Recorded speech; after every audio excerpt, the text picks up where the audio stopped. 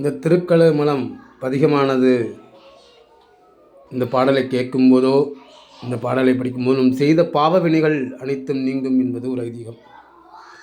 சாதலும் பிறந்தலும் தவிர்த்து இணை வகுத்து தன் அருள் தந்தையின் தலைவனை மலையின்